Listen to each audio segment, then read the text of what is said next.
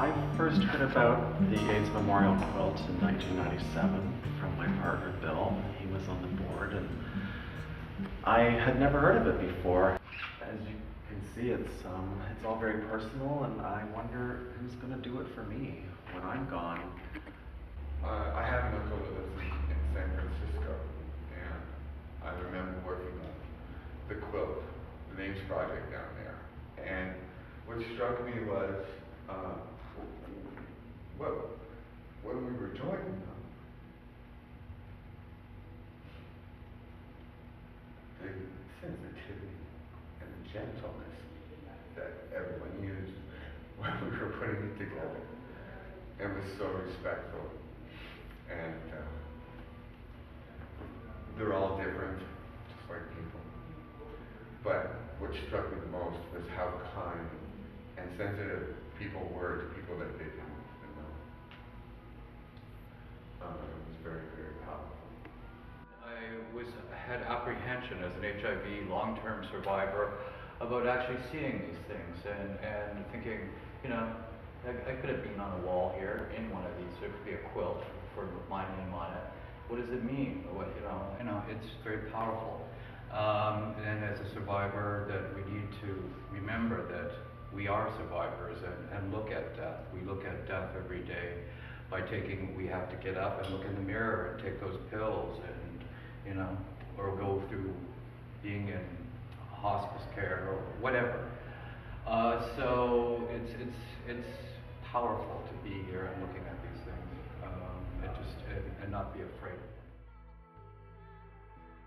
25 years ago, I heard about the virus, and obviously it was something that concerned me, but I never dreamed that just a few years later I would be diagnosed HIV positive. Turned my life upside down, and I wonder if one day there will be something on a quilt for me.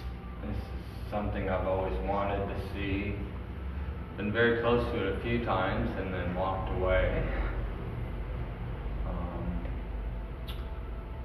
Looking at this, I don't see panels, I see people. And I think that's what makes it even harder, because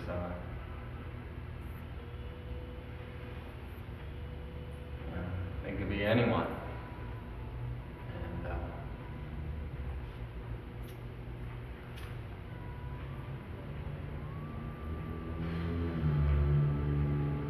our mentors are gone now, and we're here hopefully to show, but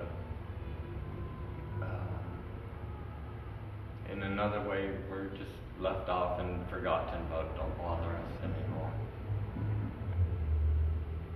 I think that long-term survivors who are still walking around and doing okay on the meds are kind of being marginalized. Everything is okay, but everything isn't okay. And we need to reconnect with the history and the loss and that it's still going on. And I think we need to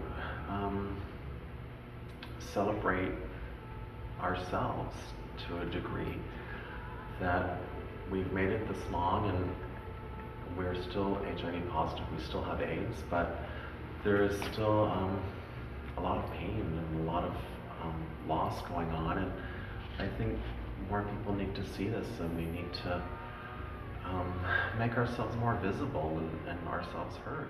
Between 88 and 97, I probably went to, 50 funerals. I remember one period in February where I went to 6 funerals in 2 weeks, Monday, Wednesday, and Friday of 2 weeks I went to funerals. And in those days, funerals, people were unrecognized. Their history, their story was unrecognized. People were buried and HIV wasn't mentioned, their sexuality wasn't mentioned.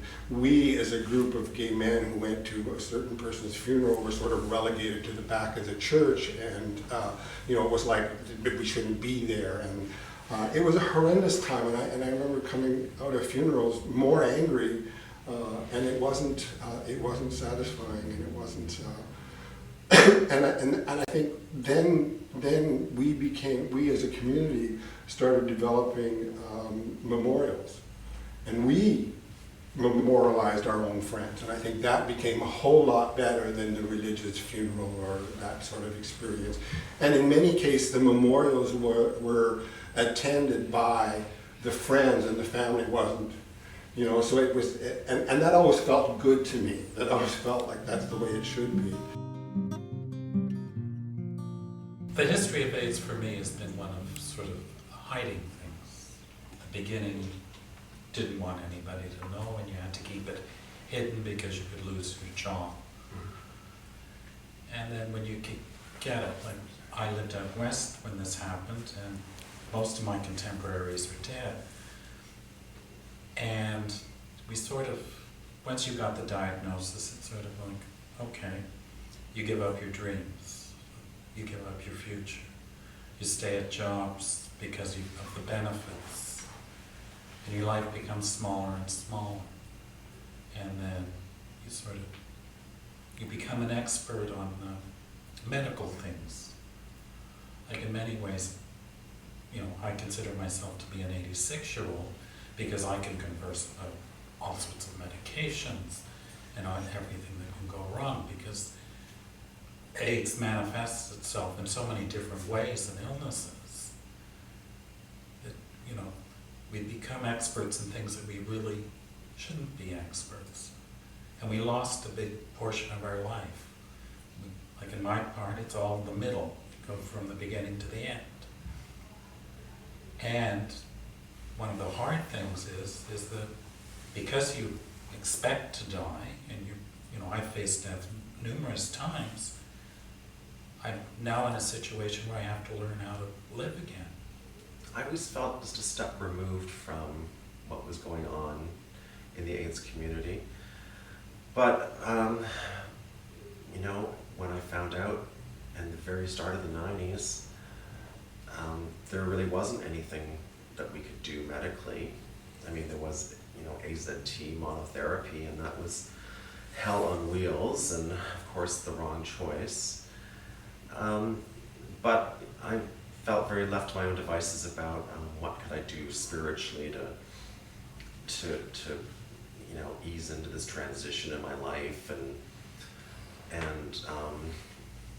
try to go on whatever forums were happening, and healing circles. It was a very kind of an empowering time, but it was a very scary time, and of course, that's when people started dropping dead really quite quickly around me. The more I got into the whole AIDS community, so to speak, the more I found out how devastating it was, and then all the choices about staying at work, or what you're going to do, and what your